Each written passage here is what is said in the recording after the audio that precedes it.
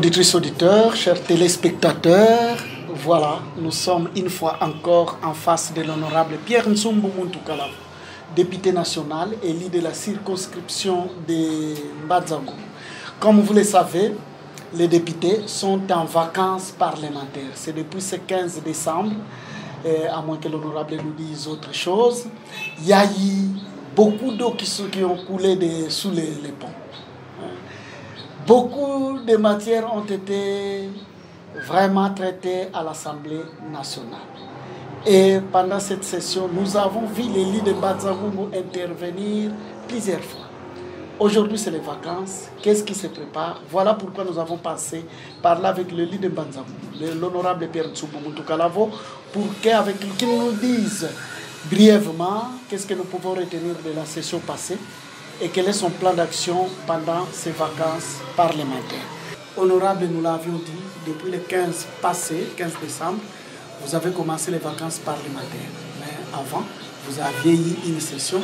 Et de loin, nous avons senti que c'était une session houleuse, c'est-à-dire c'était chaud. Honorable, dites-nous brièvement, comment a été la session passée? Bon, mais merci beaucoup. La session des 3 mois passés, c'est une session qui s'est bien déroulée, dans la mesure où le calendrier des activités a été bien respecté. Vous savez que cette session de septembre est essentiellement budgétaire. Donc c'est au cours de cette session que nous analysons, nous votons les budgets de l'année suivante, donc 2023. Et vous savez que ça a été fait. Et au départ, on parlait de plus de 14 milliards de dollars plutôt. Mais je vous informe qu'à la dernière minute, nous avons harmonisé avec le Sénat qui a fait une seconde lecture de la loi que nous avons votée. Et comme c'était voté en termes divergents entre la CENI et entre le Sénat et l'Assemblée nationale, il y a eu une commission mixte d'harmonisation et aujourd'hui le budget est à peu près à 16 milliards. Ça c'est le travail que nous avons fait. Mais j'insiste que ça c'est la mobilisation, ce sont des prévisions.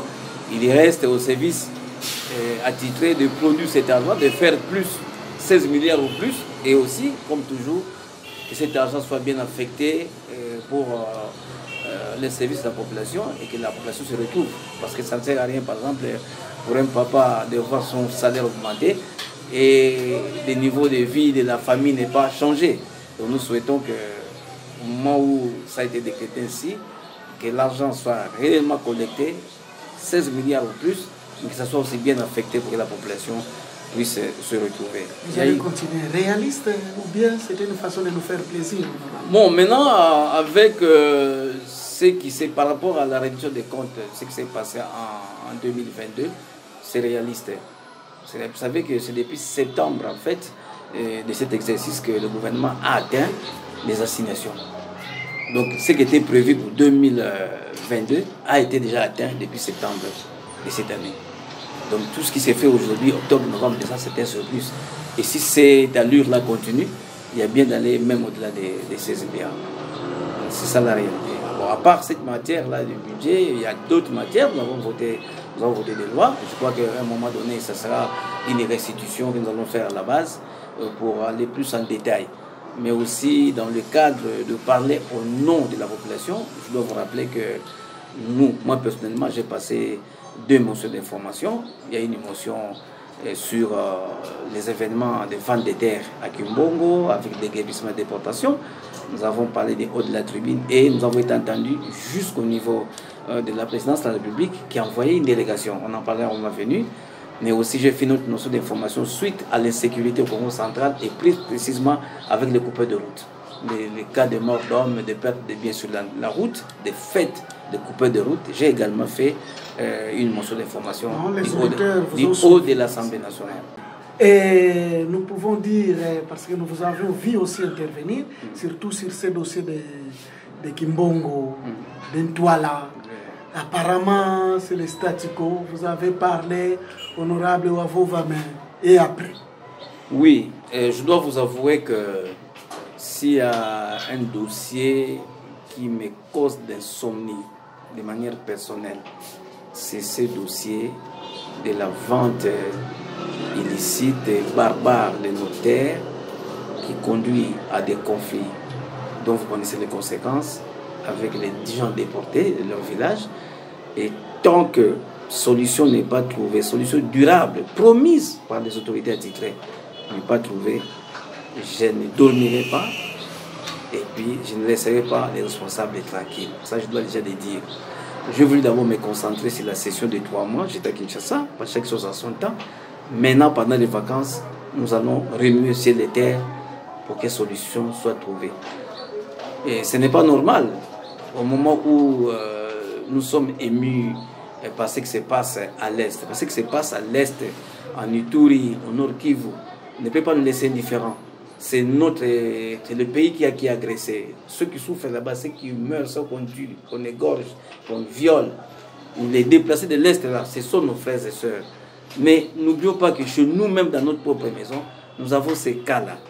Donc nous pouvons aider les amis de l'Est, comme nous avons commencé par aider ceux qui sont avec nous. Je pense à nos amis d'Nkula qui ont été chassés, je pense à nos amis ici de Kimbongo, qui jusqu'aujourd'hui continuent encore à traîner au chef des secteurs.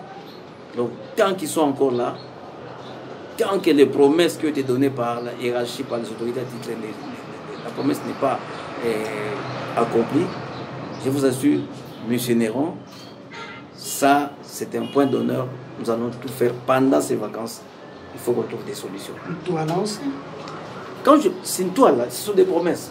Je vous rappelle qu'une toile là, 2-3 semaines après, une toile là c'est au mois d'août. C'était le 26 août, mon mois bon, ou le 27 août, que ça s'est passé. 27 août jusqu'au mois de décembre, ça fait combien de mois? Mais le gouverneur, ou si vous voulez, son conseil des ministres, dirigé par le gouverneur, avait promis d'envoyer une délégation provinciale, ministérielle, pour aller ne fût-ce qu'évaluer les dégâts, aller évaluer le problème en termes de besoins. Et ça suscitait un espoir, un immense espoir à l'époque, quand j'ai appris ça de manière officielle, parce que je me disais, la délégation va passer évaluer les besoins et la province va intervenir. Mais dites jusqu'aujourd'hui que la délégation ne s'est jamais déplacée, sauf un manque d'information de ma part. Cette décision du conseil de ministre n'a jamais été exécutée. Aller seulement descendre pour voir, jamais. Et le cas de Kimbongo, nous savons tous qu'il y a un peu plus d'un mois, une délégation vient de Kinshasa, comme le président l'avait demandé également au cours d'un conseil de ministre au niveau de Kinshasa, avec une délégation de Matadi, vous savez qu'ils étaient ici. Et le ministre est provincial. Nous avons des images. Donner 3 jours, que dans les 3 jours, depuis ce temps-là, on allait dépêcher une équipe pour venir en aide à nos amis de Kimbongo. Et jusqu'au moment où je vous parle, ça fait plus d'un mois, rien n'a été fait. J'estime que c'est grave. Et ça ne peut pas continuer. Ça ne peut pas continuer, mais aujourd'hui, honorable, l'actualité, c'est l'enrôlement des électeurs. Et cet enrôlement va commencer ces 24 déjà. Mais plutôt le premier étonnement que la population a eu, c'est que même les députés que vous êtes, vous avez accepté un calendrier, c'est-à-dire par exemple l'enrôlement, 1 mois. 1 mois pour l'enrôlement dans les grands centres, dans les villes, oui. Mais nous savons que le Congo, ce ne sont pas seulement les grands centres, les grandes villes. Comment les députés ont facilement accepté un tel délai? Non, je pense qu'il faut corriger. Si vous dites que nous avons accepté ces calendriers comme députés, c'est comme si la CENI devait solliciter l'aval des députés pour dire oui ou non. Dans l'acronyme CENI, il y a le mot indépendance. La CENI là, ILA, signifie Commission nationale électorale indépendante. C'est-à-dire que la CENI ne dépend pas de l'Assemblée nationale. La CENI ne dépend pas de l'institution présidente. La CENI est vraiment indépendante. Ces calendriers, la CENI en tant que technicienne a trouvé que c'est les calendriers qu'il faut. Pas seulement la période de renrôlement. Vous savez, il y a 2 zones. L'enrôlement qui va commencer, c'est pour les Grands Équateurs, les Grands Bandundu, Kinshasa et les Congo central. Et ça, c'est la CENI qui a décidé, qui a de bonnes raisons pour décider. Mais je dois vous rappeler que lorsque la CENI nous a invités, il y a 2 semaines passées, avant qu'on aille en vacances, la CENI nous a invités, c'est-à-dire qu'elle a invité les élus du Grand Équateur, les élus des Grands Bandundu, les élus de Kinshasa et nous autres du Congo central. Nous avons échangé autour des calendriers et nous avons exprimé notre inquiétude. Nous avons dit, nous sommes inquiets, comme vous dites, comme la population s'inquiète, du fait du délai imparti. 1 mois. nous estimons que ce n'est pas suffisant. Et on l'a signifié à M. Denis Kadima, le président de la CENI. On n'a pas eu la langue dans la poche, on a dit, nous estimions que ce n'était pas réaliste. Rappelez-vous, les élections 2018, je crois que ça fait 3 mois d'enrôlement, mais ça a pris le temps que ça a pris. Et aujourd'hui, je ne sais pas pour quelle raison, on va juste avoir moins de 30 jours. Parce que là, il faut enlever certains jours où il ne faut pas travailler, il faut passer à la saison pluvieuse. On ne comprend pas qu'est-ce que la CENI a de spécial aujourd'hui.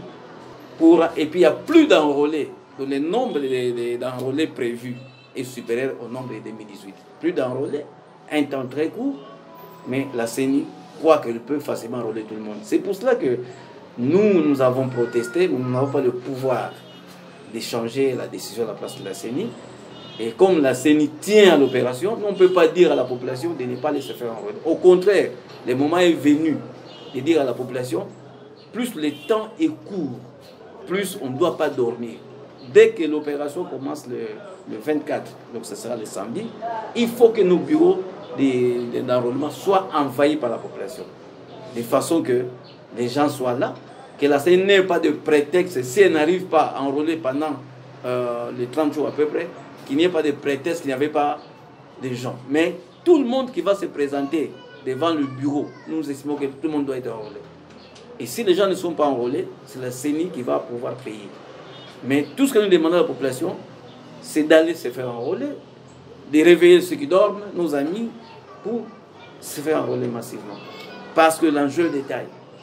Et je dois vous dire que certains territoires, dans les 145 territoires qui sont des circonscriptions électorales, il y a des territoires qui sont moins peuplés, moins vastes que celui de Mbanzango.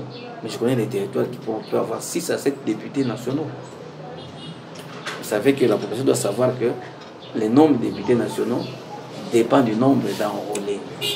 Plus vous avez des enrôlés, quand on va calculer les quotients, plus vous avez des députés. Donc pour moi, 7 secteurs qui composent notre territoire, vous avez la grande cité de Mbanzango, cité de Kalapulungo, 4 sièges, c'est peu. Si nous pouvons aller nous enrôler, même à 80%, 90%, on va aller même au-delà de 7 sièges à Mbanzango pour la députation nationale. La fois passée, nous avons eu 7 sièges pour la députation provinciale. On peut aller jusqu'à 10, 11, 12. C'est pourquoi je demande à la population qui me suit de se faire enrôler massivement pour augmenter le nombre de sièges. C'est important, M. Néron, si j'insiste sur le nombre, parce que le territoire est vaste, je le répète, c'est un pays.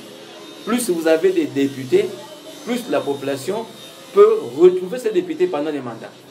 Mais pour un grand territoire comme Mbanzango, qui a la dimension de certains pays du monde, sans infrastructure, sans moyens de déplacement, sans moyens de communication, moins vous avez des députés, moins vous les verrez dans les milieux pendant les mandats.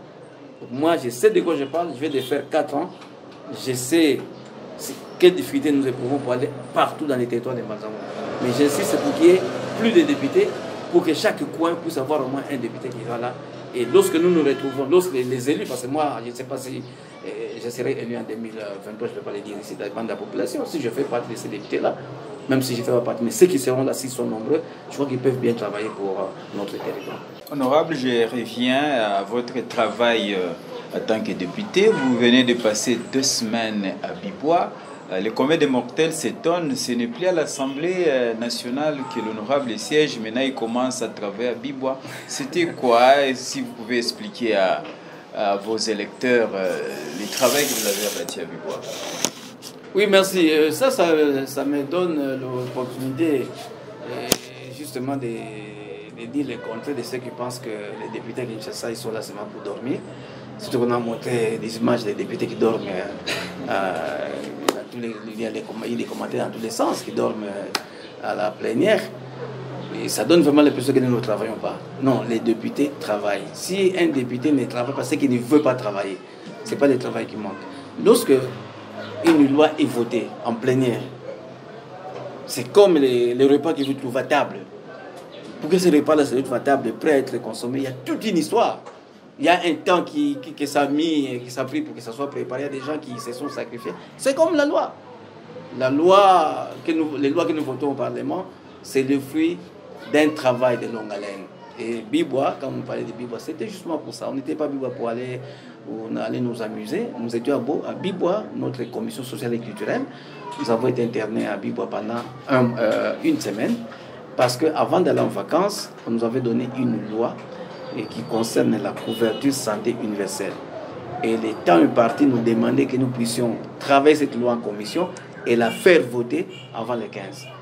Donc, on était obligé de travailler, comment on appelle ça, en mode sous pression, en mode d'urgence. Et nous avons travaillé des jours comme des nuits pour que cette loi-là soit prête. Et nous l'avons vraiment prêtée et nous l'avons fait passer. C'est parmi les dernières lois que nous avons fait passer à l'Assemblée avant le 15. Voilà pourquoi nous étions à Bibois. Ce n'est qu'un exemple pour dire que s'il faut travailler, ce n'est pas en plénière. Parce que le plénière, là, c'est 2 ou 3 plénières par semaine. Mais chaque jour, nous travaillons en commission. Voilà un exemple de travail. Bon, ceux qui ne connaissent pas ce qui se passe peuvent vous raconter que les députés ne travaillent pas. Et qu'est-ce que vous expliquez, honorable, par rapport à ces images qui sont devenues virales? Les députés dormir, certains peut-être rêver même. C'était lié à quoi? Ce sont des vraies images, c'est monté ou c'est quoi? Vous savez, monsieur le journaliste, ici, on avait diffusé les images de la route de Kivulu, qui n'existe presque plus, ou la route d'Intimanti, ou la route de Kimpangu. Il y aurait moins de commentaires. Si on avait montré des images des enfants qui meurent de faim quelque part, ou des gens qui n'ont pas des produits pharmaceutiques pour se faire soigner, il n'y aurait pas de commentaires. Mais quand les députés dorment comme ça, la toile s'est enflammée. Mais les gens qui suivent, qui sont sur les réseaux sociaux, doivent aussi savoir bien réfléchir avant de commenter. Ils vont se poser des questions. Moi, je n'ai jamais vu autant de députés qui dorment comme j'ai vu. Ils étaient 3-4 en train de dormir comme ça. C'est vrai que de temps en temps, un député peut somnoler. Parce qu'un député, c'est quelqu'un qui a créé des sangs. Il a le sang, il a la chair, il a tout ce qu'il faut chez un homme. Et donc, par moment, l'organisme peut aussi se fatiguer, il peut s'assoupir, il peut somnoler. C'est des choses qui arrivent. Mais malheureusement, les députés, on le prend comme un extraterrestre, un super-homme. Et on peut excuser ça, mais les gens ne comprennent pas. Donc, les amis là qui ont dormi, les collègues qui ont dormi, dont on a montré les images, ils ne dormaient pas pendant que le président faisait son discours, donnait son discours. Non. Je dois vous avouer que lors du congrès, le programme prévoyait que le président intervienne à 11h. Mais notre arrivée au Parlement était prévue à 9h. Donc à 9h, tous les députés étaient censés être dans la salle avec tout ce qu'il y avait comme ambiance. Malheureusement pour nous les députés, c'était une sorte de corvée parce que le président est entré dans la salle à 14h. Alors vous voyez un député, un homme qui est assis là comme ils étaient assis, de 9h à 14h, sans rien faire, sans bouger, sans aller manger ou boire. Nous étions dans cette position-là. Et à un moment donné, avant l'arrivée du président, ils se sont assoupis, se sont endormis. Mais ils ne dormaient pas pendant les congrès ou pendant que le président donnait son discours. Et ça, on n'a pas dit. Moi, les collègues là, ils dormaient à l'attente du président. C'était moi qui étais fatigué. Mais moi, j'étais fatigué, je dois l'avouer. Parce que l'attente aura été très très longue. Alors, il ne faut pas commenter sur les retards qu'a pris non pas le président, mais les protocoles, peut-être c'est pas le président qui a été empêché, ça on n'en parlait pas, mais on voit seulement des gens qui dorment. C'est bien dommage, c'est bien dommage. Mais Richard, je pense que le jour où vous serez député, et pendant 5 ans, il vous arrive un moment aussi pas dormir, mais de somnoler quand même. Honorable, nous vous avons vu, quand je parle de vous, vous et vos collègues, vous vous êtes battus pour que la route de Kimpangu soit du moins réhabilitée. Et vous étiez trop engagé pour la réhabilitation de cette route, mais depuis un certain temps, on n'attend plus des échos de cette route, c'est comme si les travaux ont été abandonnés. Quelle explication la population doit retenir de cet abandon, de l'arrêt des travaux sur la route de Kimpangu? Ce qui est vrai, nous sommes très engagés. Quand vous parlez au passé, c'est comme si notre engagement par rapport aux démarches que nous menons pour nos routes des territoires de Mbanzabon, en général, les de Kimpangu, comme si l'engagement s'est arrêté. Non, les travaux peuvent s'arrêter, mais notre engagement, notre combat pour que le gouvernement sorte des moyens et que ces moyens servent à nos routes, ces combats-là est permanent. C'est un combat, c'est parmi les combats qui valent la peine d'être menés. la route de Kimpangu, c'est bien triste. Parce que le moment où cette route n'a jamais reçu un financement unique correspondant aux besoins de la route. Parce que quand on prend la route de Kivu, quand on prend la route d'Intimanso de Kimpangu, normalement il y a un coût. On devait dire voilà, cette route-là pour la réhabiliter, après étude, il y a autant de dollars que ça demande, du début jusqu'à la fin. Et lorsque le coût est connu, qu'on sorte cet argent qui est un projet réel, mais vous savez que c'est un projet saucissonné. Et c'est très décevant. C'est pour vous dire que même le combat que nous menons n'est pas un combat facile. Vous vous rappelez, il y avait d'abord un montant de 45 000 $ qui était sorti pour cette route-là. 45 000 $, c'est rien. Donc 20 000 seulement d'été. 45 000 $ pour 17 km, donc de Kulungongo à Kibentele. Et encore, c'était seulement le reprofilage. Ce n'était pas bien fait. C'est bien que quand le pluie était tombé, tout le travail était parti. Et puis, on venait d'annoncer dernièrement, c'est à quoi vous faites allusion, le montant de 245 000 $. Ce qui n'est toujours pas suffisant, comme je dis. Et les 245 000 $ d'après l'office de route, ce serait pour 60 km linéaires. La route de Kimpangu, de Kulungongo à Kimpangu, c'est au Bamo 100 km. Donc, ça c'était prévu pour 60 km linéaires. Et je dois encore vous rappeler, vous avez des éléments précédents, que l'office de route n'ayant pas d'engin, il a fallu m'attendre 5 mois après le décaissement des fonds pour que les travaux commencent avec une société de sous-traitance, Prosperity House de Matadi, qui était censée avoir des engins. Lorsque la société arrive, là c'est la dernière information, la société arrive, elle a commencé à travailler avec les reprofils. Là vous avez des images, même l'ingénieur il nous avait promis, quand on est arrivé quelque part, je crois après Kibentele, où il nous avait dit non, à part les reprofilages, nous serons contents, ils ont promis d'autres travaux. Malheureusement, ils se sont arrêtés qu'au reprofilage. Bon, les termes techniques, il y en a qui disent raboter la route, simplement, sans d'autres travaux, et ils ne sont pas arrivés à 60 km linéaires. Les travaux se sont arrêtés. Les travaux s'arrêtent, et renseignement pris, parce que doit la matière pour avoir des précisions, Prosperity House dit que c'est les 245 000 $ qui étaient prévus, on leur a donné que 100 000 $. 100 000 $. Je l'ai dit devant la presse, la question qu'on se pose, où étaient partis les restes d'argent? Qui a pris les restes d'argent?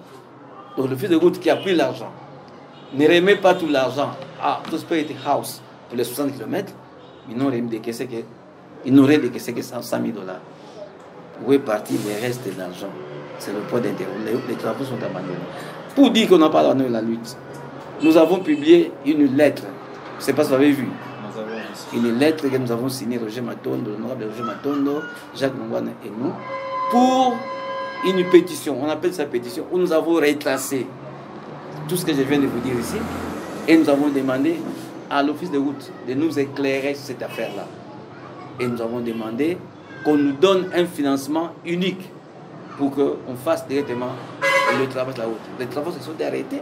On doit d'abord commencer par aller vérifier où étaient partis les restes d'argent, qui a écrit les restes d'argent, c'est qui et comment. Et puis ensuite, que l'office de route et le gouvernement continuent à financer pour que les travaux reprennent et qu'ils finissent.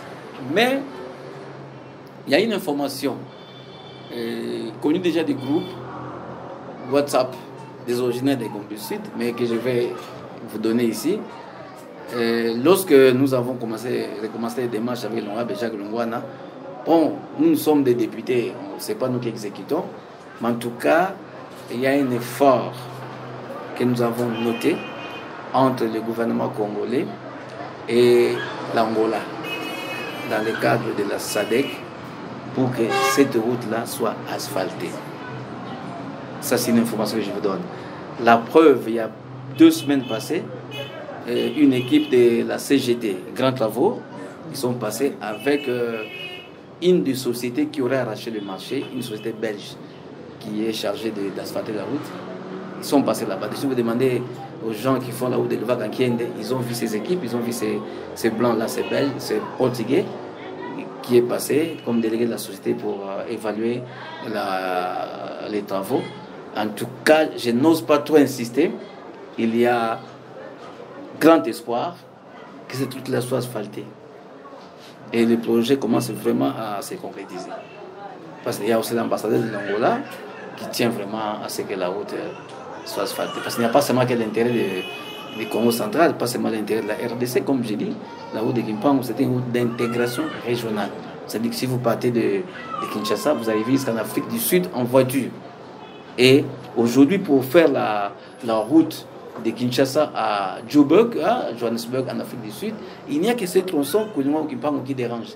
Parce que déjà, à l'entrée de Kimpangu, à la frontière, vous avez la route asphaltée, vous connaissez. Donc 5 km seulement à asphalter, et vous avez une route qui vous amène de Kinshasa jusqu'en Afrique du Sud. C'est pas de notre côté. Oui, de notre côté. Pas bon. Et donc, si c'était seulement la RDC, on pouvait douter.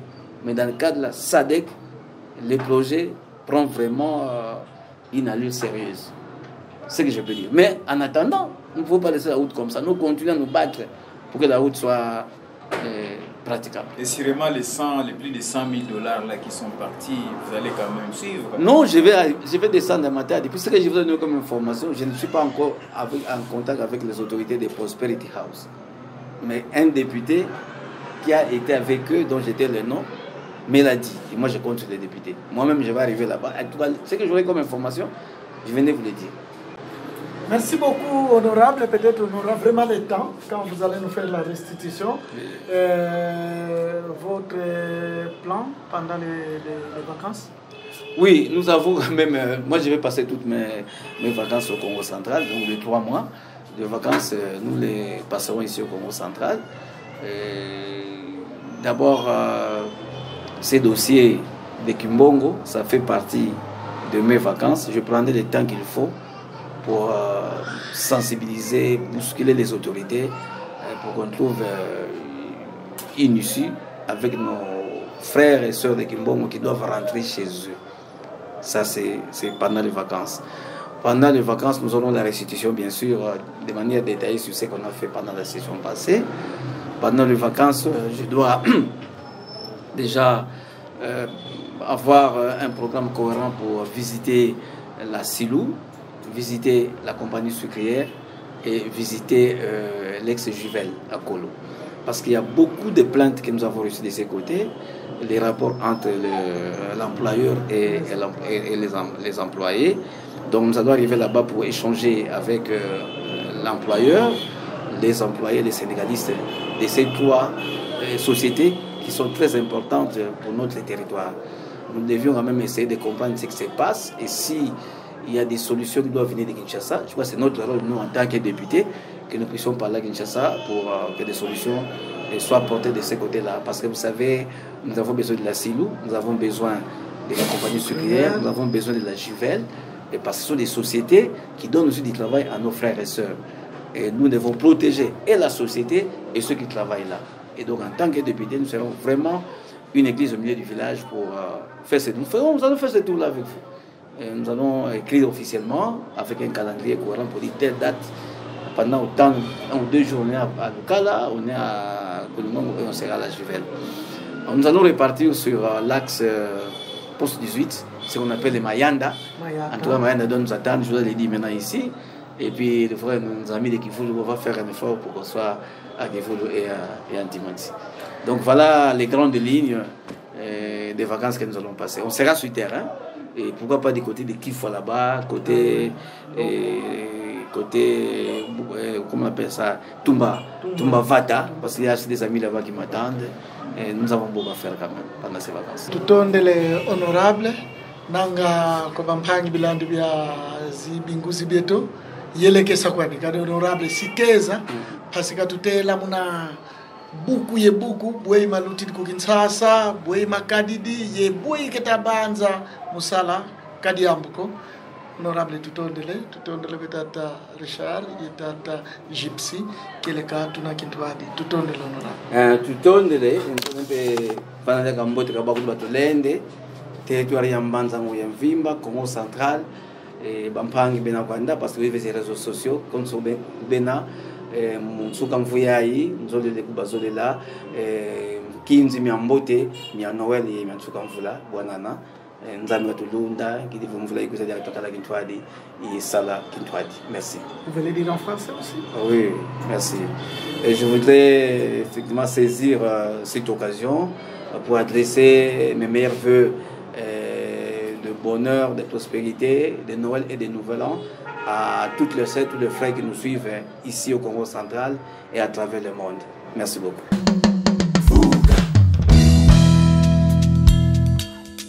Fuga.